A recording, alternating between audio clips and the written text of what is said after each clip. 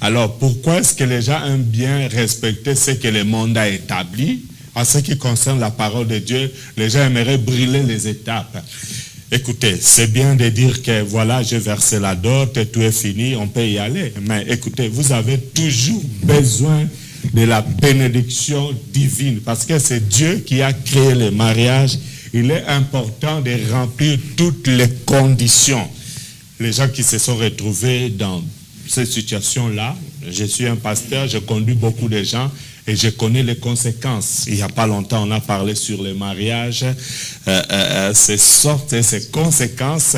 Les gens qui brûlent les étapes, ils ont toujours des conséquences, ils payent toujours. C'est pourquoi la Bible dit même dans Proverbes, chapitre 19, verset 2. Proverbe 19, verset 2. La Bible dit, le manque de science n'est bon pour personne. Et celui qui précipite les pas tombe dans le péché. Celui qui précipite les pas tombe dans le péché. Ne soyez pas pressés, c'est mieux d'accepter de remplir toutes les conditions. Même pour avoir un simple visa, il y a des conditions à remplir. Pourquoi ne pas remplir les conditions du mariage, les conditions instituées par Dieu, parce que le mariage est une institution divine. Donc c'est mieux de commencer quelque chose et d'aller jusqu'au bout afin d'avoir la bénédiction. La parole de Dieu déclare même, celui qui persévérera jusqu'à la fin sera sauvé. Donc c'est mieux d'aller jusqu'à la fin pour être béni. Voilà. Merci, pasteur. Et je compte toujours cette question-là de faire le rapport sexuel, dès qu'on a donné la dot. Il y en a de ceux-là qui l'ont fait, qui se sont limités là, qui ont juste donné la dot, qui ont fait la commune, mais n'ont jamais fait la bénédiction nuptiale. Enfin, j'en connais, mais ça fait des années qu'ils vivent ensemble, ils ont déjà des enfants, et voilà, ils prient dans des églises et leur vie continue. Qu'est-ce que vous avez à dire par rapport à ces personnes-là? Peut-être que c'est l'ignorance, ou alors qui nous suivent en ce moment. Ils vivent dans les péchés. Donc si aujourd'hui, si Jésus-Christ revient, c'est l'enfer assuré alors. Écoutez, il est important, bien aimé, Dieu c'est un Dieu de principe. Dieu ne changera pas sa parole parce que nous sommes pressés ou que nous sommes en retard.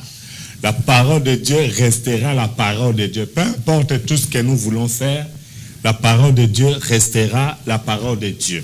Je remarque aujourd'hui beaucoup de gens qui se sont lancés dans les mariages. Il y a d'autres, vous parlez même de la dot, il y a d'autres qui ne donnent pas la dot. Ils se retrouvent, ils se lancent directement, voilà, ils commencent à habiter ensemble et voilà, c'est parti. Les mariages commencent de leur façon. Nous parlons aussi de sortes de mariages. Il y a des mariages où le monsieur n'a jamais donné la dot.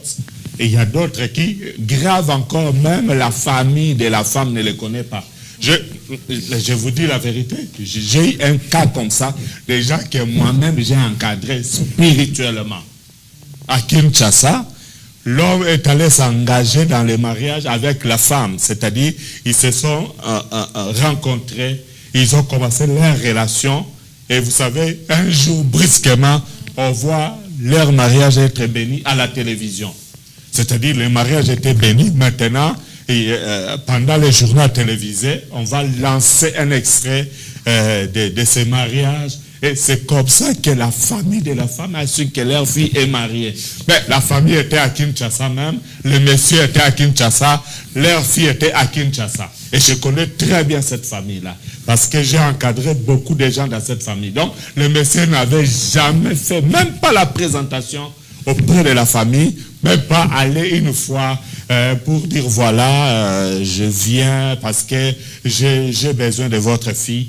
Voilà, ils ont commencé comme ça, ils sont allés sans doter et sans même le mariage civil, ils se retrouvent directement à l'église. Ce sont des choses qu'on ne doit pas faire. Je conseille même aux serviteurs de Dieu, quand vous recevez quelqu'un, un monsieur, une dame ou un couple, qui vient se présenter devant vous pour se marier, rassurez-vous que la famille est au courant de cette affaire, de cette histoire.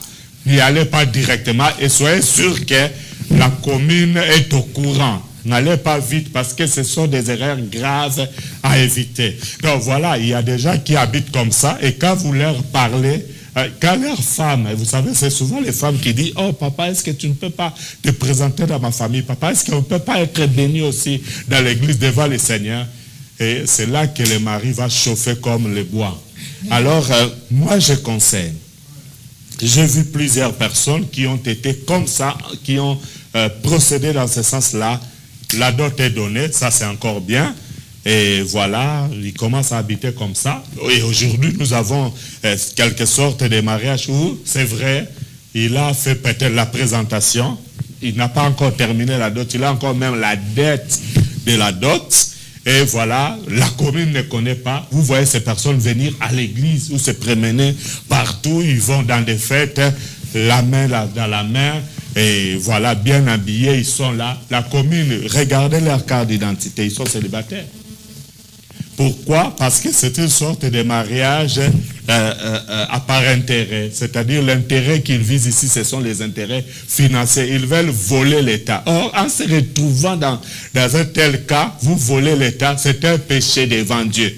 Voler l'État, c'est un péché. Le vol, c'est du vol. C'est toujours un péché.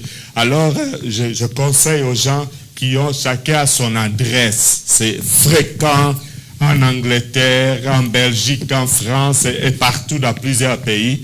Et vous allez voir chacun son adresse. La commune connaît, l'État connaît que vous habitez par exemple à Ivry-sur-Seine et le monsieur habite à Bruxelles. Et vous avez 2 appartements. Bien aimé, c'est du péché, c'est un péché. Revoyez votre situation. Le Seigneur a besoin que vous soyez en ordre vis-à-vis de la famille, vis-à-vis de l'État et aussi vis-à-vis du Seigneur. C'est important, c'est très très important. Alors les conséquences sont nombreuses. Il y a plusieurs conséquences. D'abord, vous ouvrez la porte aux démons et une fois que les démons ont la porte ouverte, ils peuvent frapper à n'importe quel moment. Et c'est là que le grand problème se pose. Et c'est là que le grand problème se pose. Justement, j'aimerais revenir sur ceux qui ont 2 adresses. Monsieur vit dans une autre adresse, madame vit dans une autre adresse. Ils sont en train de voler l'État, mais alors qu'ils sont réellement mariés. Mais ces mêmes personnes fréquentent les églises, ces mêmes personnes donnent aussi leur dîme. Ça fait des années. Donc c'est un travail vain que toutes ces personnes font. Est-ce que peut-être les pasteurs qui les encadrent sont au courant de cette situation, qui ont peut-être interdit, qui ont ou n'est pas interdit à ces personnes, étant donné que ces personnes peut-être donner leur dîme, que ce soit côté maman, côté papa.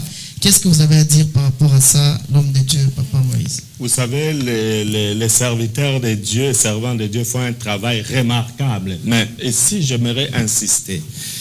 Parce qu'il y a beaucoup de serviteurs de Dieu qui ont peur de prêcher la vérité. Et quand vous avez peur de prêcher la vérité, parce qu'ils disent, si on parle trop de ces choses, les gens vont quitter l'église. Écoutez, ce n'est pas vous qui avez créé ces personnes-là. Prêchez la parole de Dieu telle que le Seigneur le veut. Il est important que les gens sachent que vivre dans la fornication, c'est un péché. Vivre dans l'adultère, c'est un péché. Vivre dans l'impudicité, l'immoralité, c'est un péché. Il est important que les gens puissent avoir cette connaissance-là. Alors maintenant, la personne qui écoute la parole de Dieu, qu'est-ce que le Seigneur dit? Quand réellement, là où vous priez, on vous prêche cette parole et que vous connaissez la vérité. Peut-être vous allez dire, pasteur, moi, je ne connaissais pas ces choses, je l'ai écouté aujourd'hui. Laissez-moi vous dire, bien-aimé dans le Seigneur, quand vous vivez dans la fornication, c'est un péché. Vivre avec une femme que vous n'avez pas dotée, c'est l'immoralité, c'est un péché, c'est quelque chose qui n'est pas bien devant le Seigneur. Et aujourd'hui, si c'est la fin du monde, ou que vous mourrez aujourd'hui à cause de cette situation, vous allez vous retrouver en enfer. C'est très très dangereux. Alors, si vous écoutez la parole de Dieu, et que le serviteur de Dieu vous annonce une parole et que vous vous retrouvez, il est important de prendre la décision. Regardez, dans Hébreux chapitre 3, verset 7, la Bible dit ceci, Hébreux 3, 7. La Bible dit, c'est pourquoi selon qu'il est écrit, selon ce que le Saint-Esprit dit, aujourd'hui, si vous entendez sa voix, n'endurcissez pas vos cœurs. Il est important de ne pas endurcir les cœurs quand vous écoutez la parole de Dieu. Donc aujourd'hui, vous savez que si vous vivez dans la fornication, vous vivez avec une femme que vous n'avez pas dotée, ou que vous, ma soeur, vous vivez avec un homme qui ne vous a pas doté, c'est péché devant le Seigneur. Il est important que vous puissiez sauver votre âme. Le mariage va amener beaucoup de gens en enfer. Et la fornication amènera beaucoup de gens en enfer. L'adultère pour les polygames et les adultères, ça vous amènera en enfer. Parce que le Seigneur dit dans Hébreux chapitre 13, verset 4, Hébreux 13, 4, la Bible déclare que le Seigneur jugera les adultères. Donc il y a un jugement qui est réservé pour ceux qui vivent dans de telles situations. Et ce jour-là devant le Seigneur, qu'est-ce que vous allez dire? Ce jour-là, devant le Seigneur, qu'est-ce que vous allez dire? Merci, Papa, pour cette réponse. J'espère que nos bien-aimés se sont retrouvés par rapport à cela. Maman Christelle? Oui, Dieu soit loué. Je reviens encore au pasteur Moïse. Et à la convention, vous avez parlé du mariage piégé, du mariage spirituel.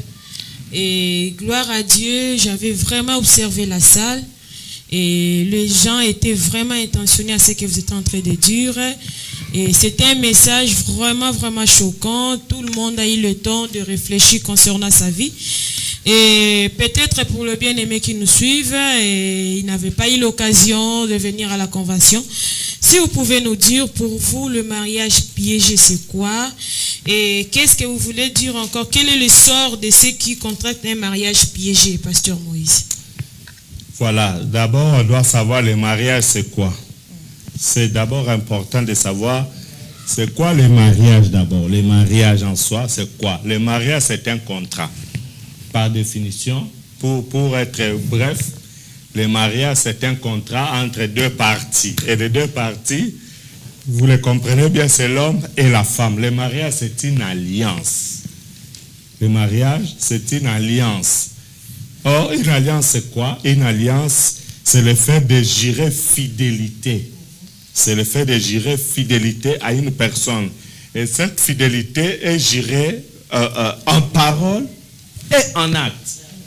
C'est-à-dire que l'alliance est faite en parole ou en acte. Raison pour laquelle, dans la plupart des cas, vous allez voir les mariés, ou par exemple les deux personnes avant de commencer leur amitié ou leur fiançailles, ils n'ont pas toujours besoin d'avoir un papier, un contrat écrit. En tout cas, je vous dis, plus de 99% des cas, ils n'ont jamais fait un contrat écrit avant de s'engager, avant de commencer leur relation. Ça se ferait souvent en parole et en acte. C'est-à-dire que le mariage commence d'abord par une alliance et l'alliance est faite en parole et en acte. Raison pour laquelle la Bible nous dit même dans Amos chapitre 3 verset 3, Amos 3, deux personnes ne peuvent pas marcher ensemble s'ils ne sont pas d'accord. Le mariage, c'est un accord entre deux personnes et cet accord est souvent fait en parole. Vous abordez une femme, vous lui dites, est-ce que vous pouvez accepter qu'on vive ensemble? Et bon, il y a des gens qui sont spécialisés dans ce domaine-là, ils multiplient des paroles et finalement, ils arrivent à convaincre une femme et la femme dit oui. Donc, le oui, là, c'est toute une alliance. Donc, quand vous vous dites oui, cela veut dire que vous signez un pacte verbalement, spirituellement, le pacte trouve sa place et l'alliance est faite. Alors, une alliance contractée ou un pacte peut être contracté entre une ou deux personnes. Ça peut aussi être contracté entre, disons, des pays. Mais laissez-moi rester sur les mariages vraiment. Alors, le mariage est aussi suivi par un rite. Ça peut être, il y a un rituel, par exemple, lors des mariages civils, l'officier d'état civil est là, il y a tant d'articles à lire, il va lire les articles de la loi, les codes de la famille, tout ça. Et voilà, au niveau de la dot ici, il y a tout un rituel. Au niveau de l'église, il y a tout un rituel. Donc, c'est ça, en fait, le mariage. Alors, le mariage, je dirais, c'est aussi une mission. L'homme va en mission dans le mariage pour sa femme, et la femme va en mission. C'est-à-dire, les mariés, ce sont des missionnaires. C'est pourquoi la Bible dit. C'est pourquoi l'homme quittera son père et sa mère et s'attachera à sa femme. Ils deviendront une seule chair. Et la Bible ajoute, ce mystère est grand. Le mariage est un grand mystère. La Bible dit, ce mystère est grand. C'est un grand mystère. C'est là que maintenant l'homme et la femme vont se retrouver en mission dans le mariage, hein, l'un pour l'autre. Alors, la grande préoccupation, le grand problème, c'est quoi? C'est pourquoi l'homme quittera. Beaucoup de gens quittent facilement leurs parents. Beaucoup de gens s'attachent aussi facilement. La deuxième étape. Donc, la première étape, c'est quitter. La deuxième étape, c'est s'attacher. Et la troisième étape, c'est devenir une seule chair. Et c'est là qu'il y a des grands problèmes. Lorsqu'on veut devenir, c'est là que vous allez découvrir, vous avez vécu 33 ans seul. Vous avez l'éducation familiale, l'éducation de l'école, l'éducation de la rue, des amis et des conseils, l'éducation de l'église pour certains. Et voilà, vous avez 33 ans et vous voulez épouser une femme qui a 28 ans. Donc maintenant, mettre ensemble un comportement normal ou bizarre de 33 ans et de 28 ans, c'est là qu'il y a un problème. Devenir, faire de ce comportement-là, de 38, de 33 ans et de 28 ans, faire en sorte que ça devienne un seul comportement. Faire en sorte que les deux émettent sur les mêmes ondes. Hein? Ça, c'est très important. Ça devient compliqué. C'est là qu'il y a des querelles, des incompréhensions, des disputes, des bagarres, et voire même des séparations des corps. Pourquoi? Parce qu'il est difficile de mettre les deux personnes ensemble. Ça, c'est en ce qui concerne le mariage. Je vais développer au fur et à mesure que nous continuerons dans notre émission. Mais ici, la question est de savoir c'est quoi le mariage piégé. Je vais donner le même exemple, le même texte que j'avais donné pendant la convention, dans 1 Samuel chapitre 18. Regardez au verset 20 déjà. La Bible dit, Michal, fille de Saoul, aima David. On les rapporta à Saoul. La chose lui convainc. Verset 21. Saoul disait, je la lui donnerai afin qu'elle soit pour lui un piège. Vous voyez? Je la lui donnerai afin qu'elle soit pour lui un piège et que la main des Philistins les frappe. Saoul dit à David la seconde fois, tu vas devenir mon gendre aujourd'hui. Amen. Amen. Les mariages piégés. D'habitude, c'est l'homme qui aime la femme. C'est l'homme qui prend l'avance sur la femme. C'est l'homme qui drague la femme. Mais ici, c'est le contraire. C'est Michal qui a aimé David. Ce n'est pas David qui a aimé Michal, mais c'est Michal, fille du roi Saoul, la fille du roi, a aimé David. David était quelqu'un d'une famille pauvre. Sa famille n'avait pas beaucoup d'argent. Donc, c'est la femme qui a remarqué que David était beau. Parce que la Bible dit, David était beau de figure. Il était très beau. Oui. Je m'excuse de vous interrompre, mais aujourd'hui, c'est à la mode.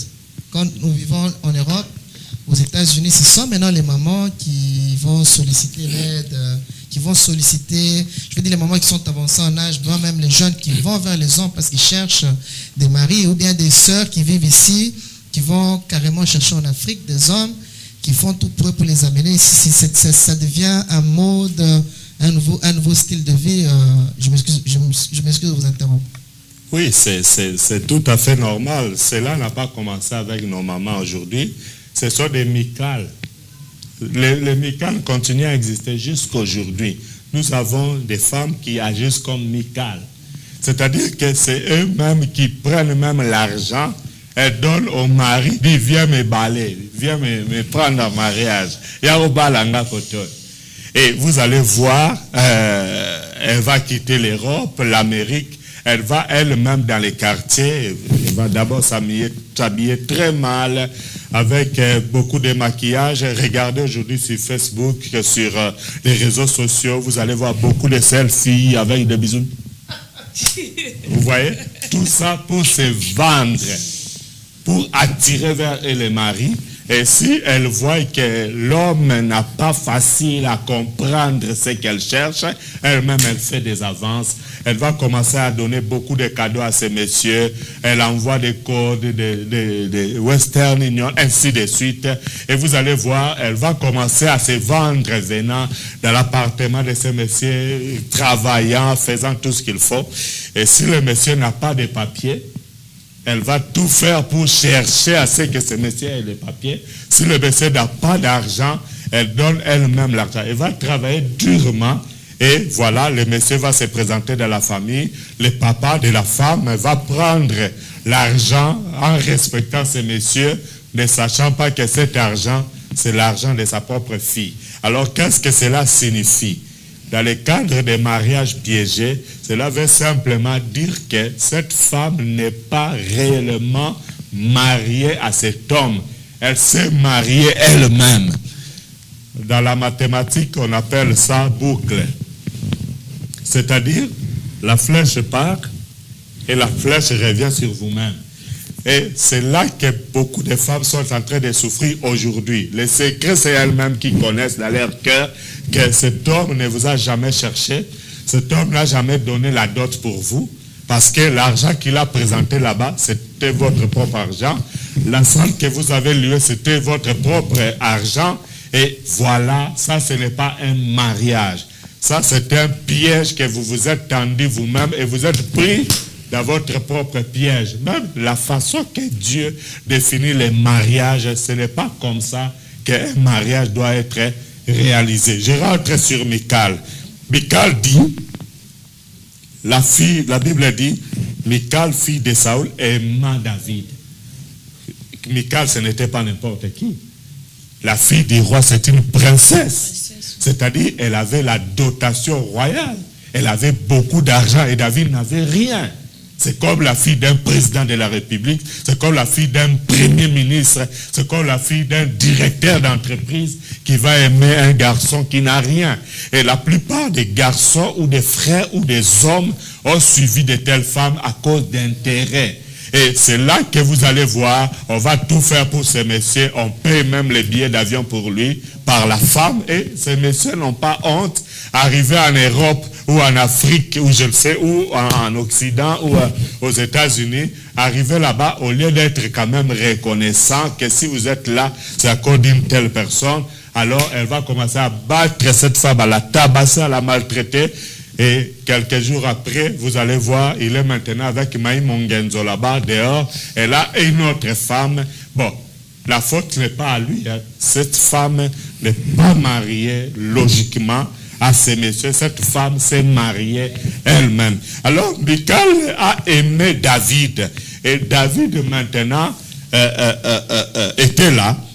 Et on va informer maintenant à Saoul. La Bible dit, cette affaire convainc à Saoul. Et Saoul était très content. Il a dit clairement au verset 21, Samuel 18, 21, Saoul disait, je la lui donnerai afin qu'elle soit un piège, les mariages piégés.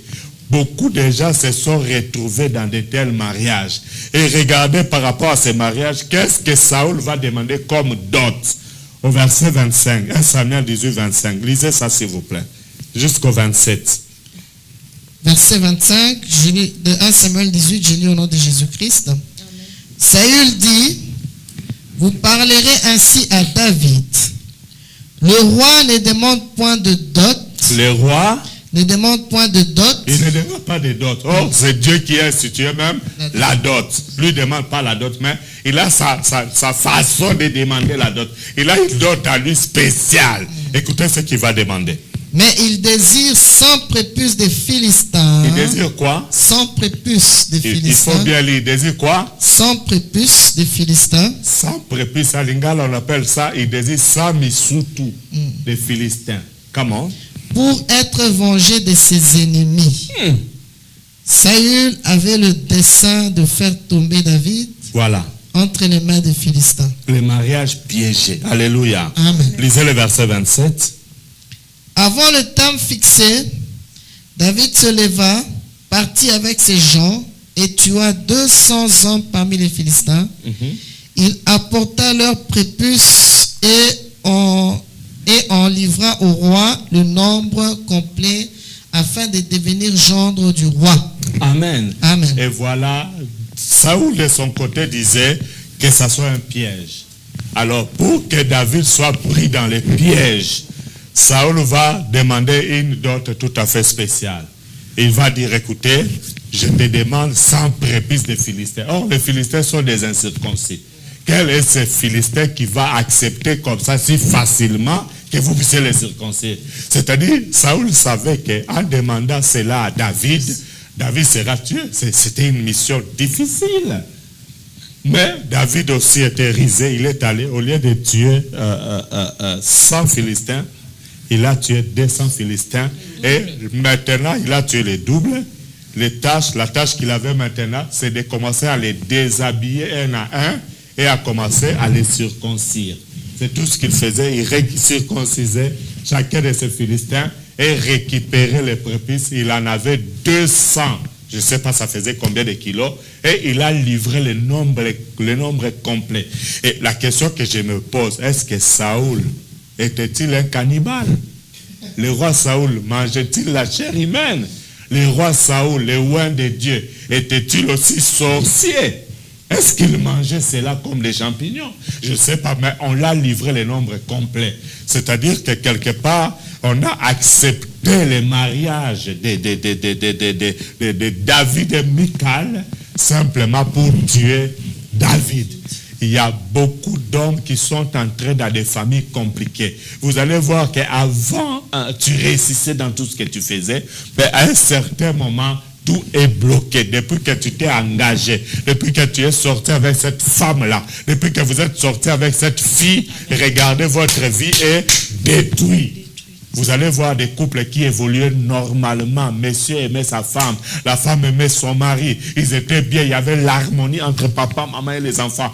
Mais depuis que tu es sorti avec une femme qui t'avait piégé, aujourd'hui il y a des femmes qui piègent les hommes comme Michal. Hein. Vous allez voir, elle va venir à mini-jupe, même à l'église. Hein. Et quand elles viennent comme ça, elle va chercher à s'asseoir sur le premier rang. Tout ça pour séduire les serviteurs de Dieu, pour séduire les gens, même au bureau. Vous allez voir des femmes comme ça qui viennent derrière votre mari, même des secrétaires qui ont piégé leur patron, leur chef au niveau du travail. Et il y a eu des hommes qui ont aussi piégé des femmes. C'est-à-dire, ils sont là, ils parlent, et voilà, un monsieur va dire, est-ce que tu peux me servir du jus? On les sert du jus. Ah, mais je ne peux pas boire seul. Est-ce que tu peux te servir aussi? On les sert. Et après quoi, il va demander, ah, il y a des biscuits à la cuisine là-bas. La femme va chercher les biscuits, il fait sortir les roches, et il met dans les verres. Et quand la femme revient, elle boit kambaki, kao, elle dort. Et beaucoup de femmes ont été violées comme ça, raison pour laquelle il y a beaucoup d'enfants qui sont nés, qui ne connaissent pas leur papa. Parce que la femme ne sait pas par où commencer. Elle ne sait pas qui est les propriétaires ou les papas de cet enfant, qui est le propriétaire de cette grossesse. Et il y a eu même des femmes qui ont été piégées comme ça par des marabouts et des féticheurs. Je connais l'histoire. Quelqu'un que j'ai encadré qui a fait un enfant. Et comment est-ce qu'elle a pu avoir cet enfant? Une de ses cousines avait besoin de consulter un féticheur. Ça se passe à Kinshasa. Alors, elle va lui demander, est-ce que tu peux m'accompagner quelque part? Ils vont à Kitambo là-bas. Arrivé à Kitambo, voilà, elle dit, voilà, messieurs, je suis venu, j'ai telle situation. Elle présente sa situation et le monsieur, en présence de l'autre cousine, il va faire des incantations. Lorsque c'était fini, il va demander que l'on puisse les payer. Et la femme qui avait besoin du féticheur va faire sortir l'argent, elle paye. L'autre ne savait pas que c'était auprès du féticheur qu'elles allaient. Le féticheur lui dit, mais madame, vous n'avez pas payé. Elle dit, non, moi je ne suis pas venu vous consulter. Moi je suis simplement venu l'accompagner. Le féticheur dit, non, puisque vous avez vu la façon que moi j'ai fait mes cérémonies, vous avez participé, vous devez aussi payer. Alors elle n'avait pas d'argent. Le féticheur l'a menacé. Elle avait les bijoux de sa maman, elle les a enlevés, donnés au féticheur avec promesse de venir payer demain. Le lendemain, elle devait venir payer pour récupérer les bijoux de sa maman. Sa cousine dit, ah non, moi j'ai autre chose à faire, tu peux y aller seule. Elle est allée seule, arrivée là-bas, elle donne l'argent. De maintenant, c'était au féticheur de remettre les bijoux. Le féticheur dit, non, je ne remets pas les bijoux, mais tu avais demandé l'argent, je donnais de l'argent. Le féticheur dit, puisque tu avais déjà participé à la cérémonie, soit tu acceptes, donc il lui a proposé les relations sexuelles. Si elle refusait, au cas où elle refusait, elle deviendra folle ou elle mourra. Donc elle devait choisir entre les relations sexuelles, la mort et la folie. Alors, elle a regardé la folie, ce n'est pas bon. La mort, ce n'est pas bon. Bon, elle a choisi les relations sexuelles. Et malheureusement, je ne sais pas comment il faut le dire, malheureusement, elle est sortie avec ses féticheurs, qui a même, après les relations sexuelles, il a refusé de remettre aussi les bijoux, et la femme va se retrouver enceinte. Alors, maintenant, c'était difficile de dire à papa et maman que c'était la grossesse d'un féticheur. Donc, cet enfant-là est né comme ça. Personne ne connaissait le papa, donc elle a gardé ça. Donc là, je viens de révéler un secret, je ne cite pas le nom de la personne, un secret que même les parents ne connaissaient pas. Donc voilà, il y a des femmes qui sont comme ça au mariage. Vous prenez une femme en mariage, elle avait déjà un enfant, elle vous dit qu'on l'avait violée, elle ne connaît pas le papa. Non, parce qu'elle a peur de dire que voilà, c'était les marabouts, c'était les féticheurs. J'ai aussi eu un témoignage comme ça de quelqu'un qui servait le Seigneur. Il a commencé à servir le Seigneur. Je parle de mariage piégé. Parce que le mariage piégé ne peut pas toujours être un mariage contracté à l'église ou dans la dot, dans la famille ou chez l'État. Ça peut être aussi un mariage spirituel. On vous a piégé et le mariage devient spirituel. C'est-à-dire vous commencez à voir la personne dans vos songes.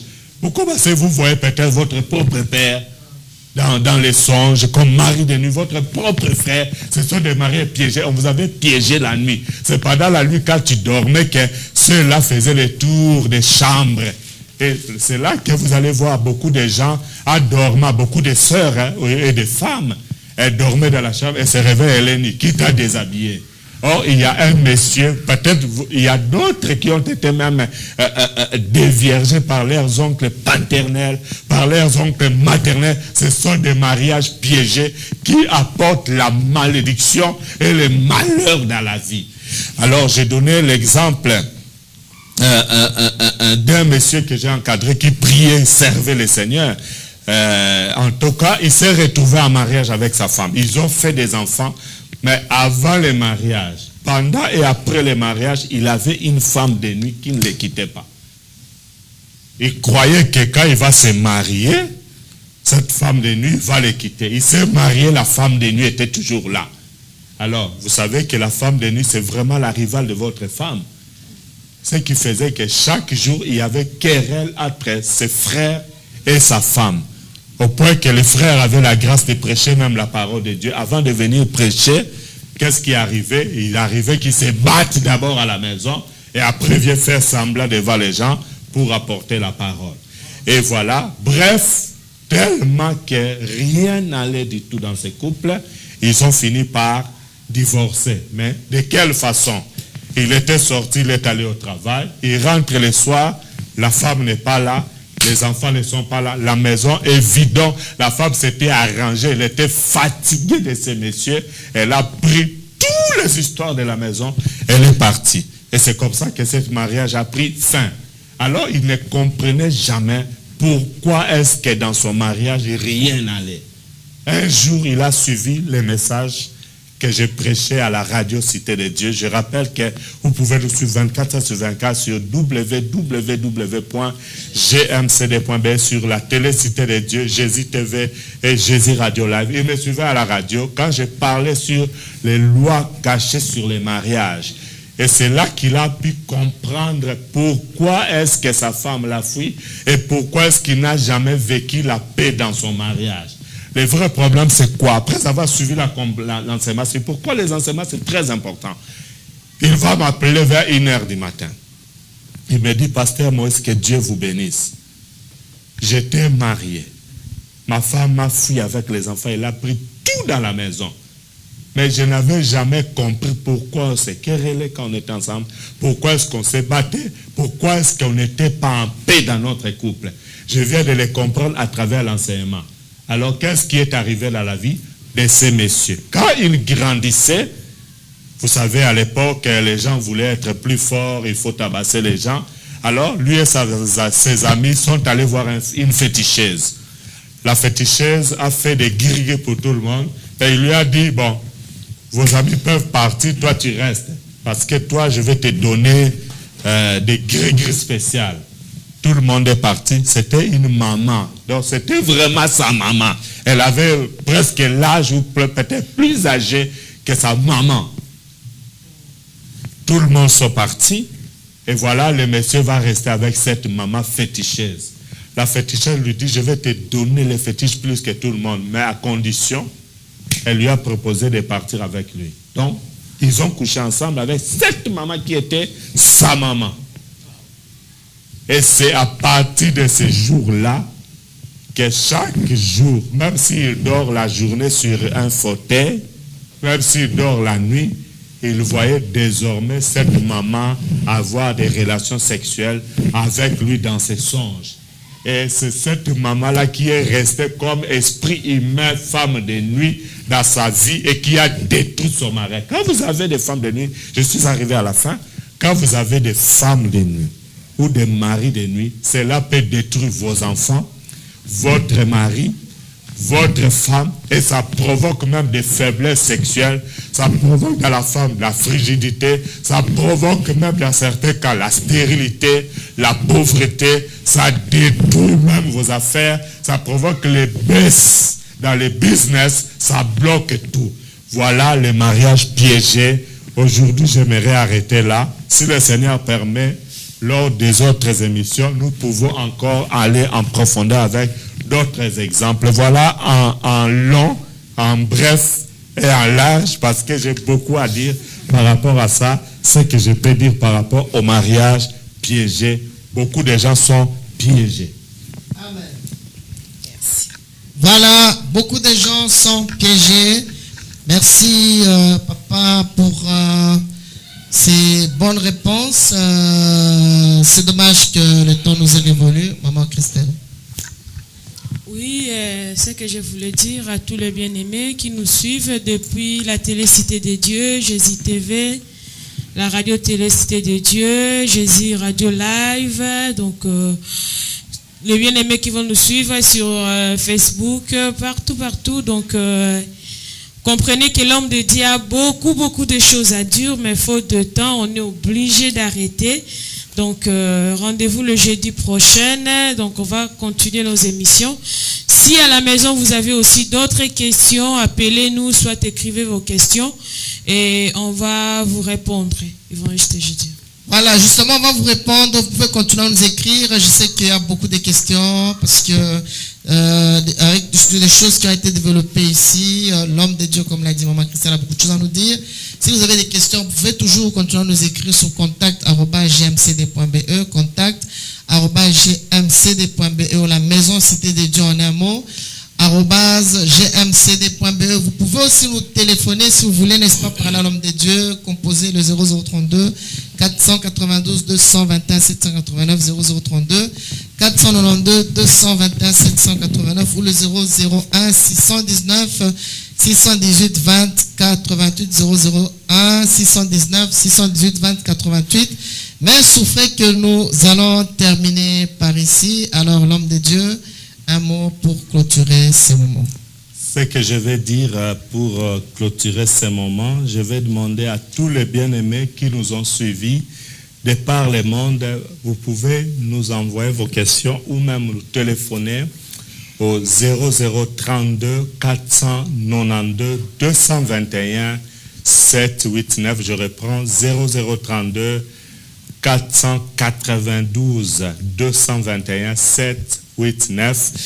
Écrivez-nous sur contact@gmcd.be. Vous pouvez nous suivre 24/24 à travers nos chaînes de radio et télévision sur notre site web www.gmcd.be.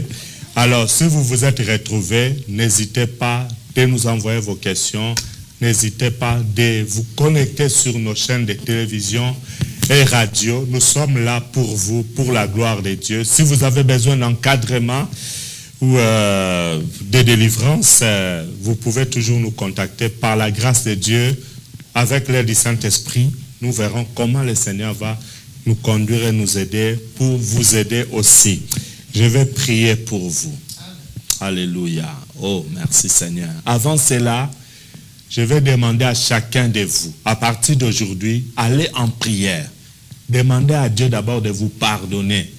Si vous vous êtes retrouvés, que vous vivez la fornication, vous êtes par exemple dans la masturbation, ou que vous avez pratiqué ce que vous vous retrouvez dans un mariage piégé, si vous êtes un homme ou une femme, ou que vous êtes un mical, vous êtes dans le cas de mical, quelqu'un qui a donné de l'argent à votre mari pour qu'il vienne le présenter auprès de votre père. Vous avez changé la vision de Dieu par rapport au mariage. Repentez-vous. Si vous vivez par exemple par mariage par intérêt, vous avez chacun son adresse, mais vous camouflez, vous volez l'État. C'est un péché. Le Seigneur veut que vous vivez dans la sanctification.